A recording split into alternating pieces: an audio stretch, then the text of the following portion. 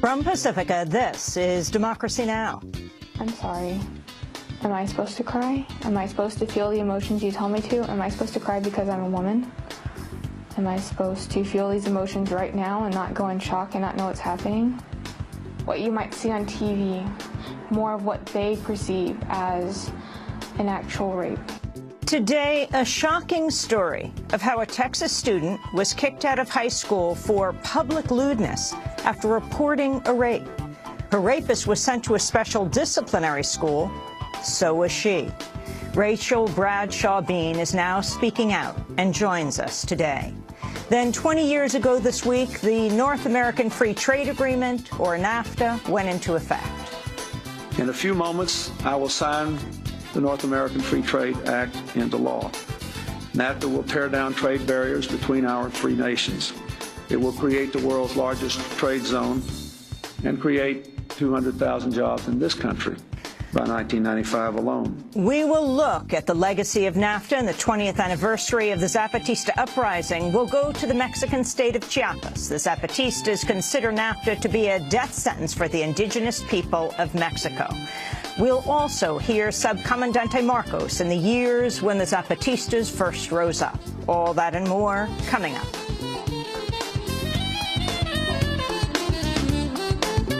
Welcome to Democracy Now!, democracynow.org, The War and Peace Report. I'm Amy Goodman. Sunni militants laid siege to two key cities in western Iraq Thursday, liberating prisoners, occupying buildings, and setting police stations on fire. The Iraqi military has pushed back with airstrikes. Iraq is embroiled in a sectarian crisis fueled by the civil war in neighboring Syria. The recent attacks took place in Anbar province, the site of the 2007 surge of U.S. troops, and an area where nearly a third of U.S. war casualties lost their lives. More than 7,800 Iraqi civilians died last year, a return to levels seen during the height of the U.S. occupation.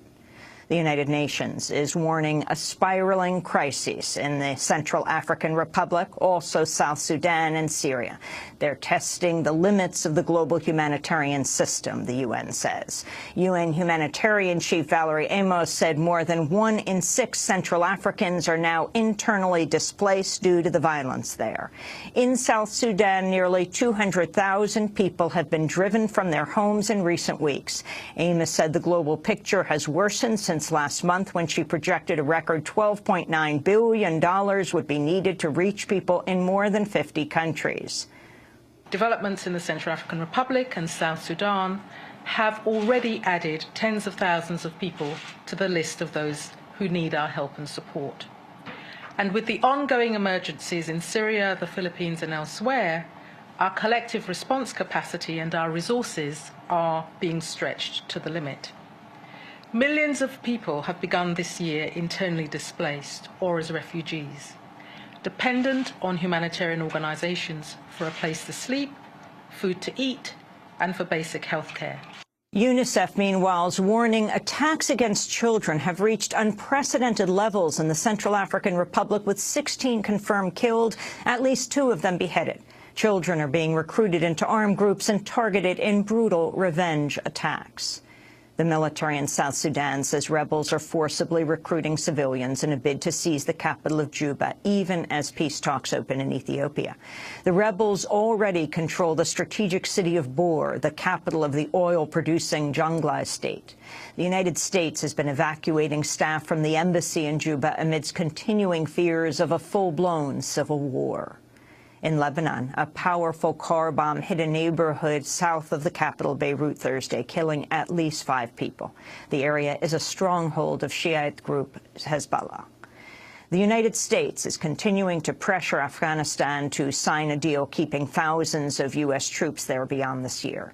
On Thursday, a group of U.S. senators met with Afghan President Hamid Karzai to urge him to stop delaying the bilateral security agreement. Republican Senator John McCain said they had made progress. That as a result of our long meeting with President Karzai, we have narrowed those differences, and I believe that we can look forward to the signing of the BSA and an implementation of it sooner rather than later. The United States is also pressuring Afghanistan not to release a group of 88 prisoners from Bagram, the prison north of Kabul that became known for the abuse of prisoners under U.S. control. Afghanistan has already released 562 prisoners and plans to release the others, saying there's not enough evidence to keep detaining them. But the United States says the prisoners were involved in killing U.S. troops and Afghan civilians.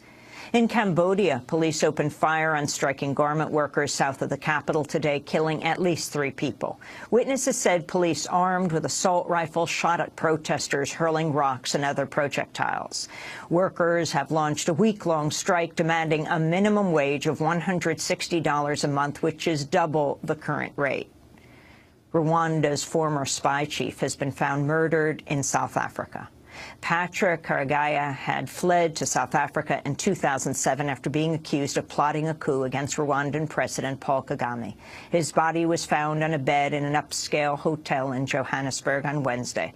Rwanda's opposition party has accused President Kagame of ordering his death. The United States has transferred the last 3 Chinese Uyghur prisoners from Guantanamo to Slovakia, 5 years after a judge ruled their detention was unlawful. The Uyghurs are members of a Muslim minority that faces persecution in China. They'd been held for more than a decade without any evidence of ties to terror groups. 19 other Uyghur prisoners previously held at Guantanamo have already been resettled in 5 other countries. On Thursday, State Department Deputy Spokesperson Marie Harf hailed the transfers as part of a push to close Guantanamo. The U.S. government long ago determined that it did not seek to detain these individuals, the Uyghurs, as enemy combatants. And in 2008, these latest ones that were released were among 17 Uyghur detainees ordered released from Guantanamo by a U.S. federal court. We've long maintained our position that we will not repatriate Uyghurs to China from Guantanamo due to our humane treatment policies.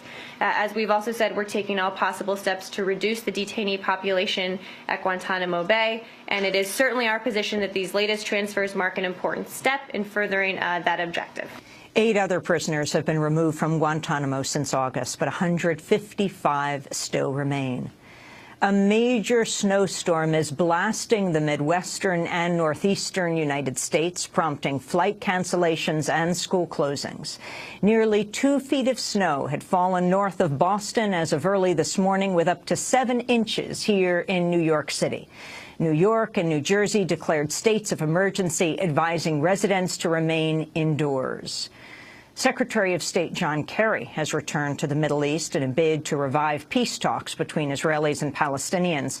On the day of Kerry's arrival, the Israeli Interior Minister and a group of lawmakers attended a ceremony marking construction of new settlement homes in the West Bank's Jordan Valley. All settlements in the West Bank are considered illegal under international law, and Palestinians have warned they could derail the talks. Kerry's visit comes as former Israeli Prime Minister Ariel Sharon is near death. Sharon has been in a coma for years, but doctors say his condition has declined. In India, hundreds of people took to the streets to protest the death of a 16-year-old rape victim who was set on fire. The victim was gang raped in October. The next day, she was gang raped again while returning from the police station after reporting the crime. Her family said they faced constant harassment from the rapists. Last week, the victim, who was pregnant, was set on fire, reportedly by 2 of her attackers. She died this week after identifying the men. At a protest on Thursday, a lawmaker blamed authorities in the state of West Bengal. I stress that the government is answerable for the girl who would have been present among us today if the West Bengal administration had exercised the laws properly. We do not seek anything else. But where is the law? A girl was gang raped twice, and still you are unable to punish the accused. Why? The young woman's death came 2 days after the first anniversary of the death of another woman who was gang raped on a New Delhi bus. That case ignited the country and drew attention to sexual violence around the world. In Pennsylvania, a high-ranking Catholic official convicted in a landmark child sex abuse case has been released on bail after his conviction was overturned. Monsignor William Lynn was found guilty in 2012 of hiding child molestation by transferring predatory priests to unsuspecting congregations. An appeals court threw out his conviction last week, saying he was tried under a law that did not apply to him. Lynn was released on Thursday after 18 months in prison. Prosecutors are appealing. In a victory for immigrant rights, California's highest court has ruled an undocumented man can become a lawyer. In a unanimous decision, the court ruled law school graduate Sergio Garcia can practice law. Garcia still cannot be legally hired by an employer, but he says he plans to open his own law firm. In New York City, William Bratton has been publicly sworn in as the commissioner of the New York City Police Department. He returns to the job after heading the NYPD in the mid-1990s when he embraced the controversial broken window strategy of cracking down on low-level offenses. Bratton was appointed by new mayor Bill de Blasio, who has vowed to curb the police practice of stop and frisk, a tactic Bratton actually expanded while heading the Los Angeles police. On Thursday, Bratton said he would ensure stops are performed constitutionally. The mayor has made it quite clear, and I'm reinforcing that the concerns about a progressive mayor coming in, that basically reining in the police, he has made it quite clear that his concerns are around the issue of stop, question, frisk, and that in all things we want to do it constitutionally. You're going to hear this ad nauseum from me, constitutionally, respectfully, compassionately, because that's what it's all about. In August, a federal judge ruled stop and frisk was unconstitutional and ordered reforms, saying police had relied on a policy of indirect racial profiling. De Blasio has said he will drop the city's appeal of that ruling. A new analysis shows the world's top 300 richest people became even richer last year, increasing their collective net worth by more than $500 billion. According to the Bloomberg Billionaires Index, the aggregate net worth of the world's leading billionaires was $3.7 trillion at the end of 2013. Bill Gates, the world's richest person, saw his fortune increase to $78.5 billion. Gambling magnate and right-wing donor Sheldon Adelson added more than $14 billion to his fortune last year. And those are some of the headlines. This is Democracy Now!, democracynow.org, The War and Peace Report. I'm Amy Goodman. Thanks so much for watching this report from Democracy Now!, your daily independent global grassroots news hour. We don't accept advertising or corporate funding, but rather rely on donations from viewers like you. Please make your contribution by visiting democracynow.org today. We need your support today to keep bringing you this hard-hitting, in-depth reporting.